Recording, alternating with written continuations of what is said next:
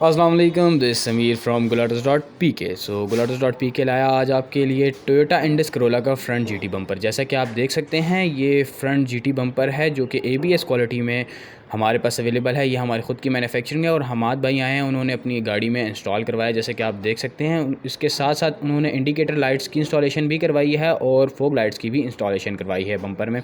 सो bumper की installation complete हो चुकी है। जैसे कि मैं आपको बम्पर दिखाता चलूँ, सो ये फ्रंट बम्पर है टोयोटा इंडस करोला का जीटी।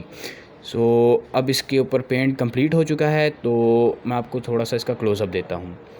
जैसा कि आप देख सकते हैं काफ़ी मॉडिफाइड सी लुक आ चुकी है और काफ़ी प्रीमियम क्वालिटी का बम्पर है। हमारी ख़ुद की मैन्युफैक्चरिंग है और काफ़ी सफाई से फिनिश्ड क्वालिटी आ रही है।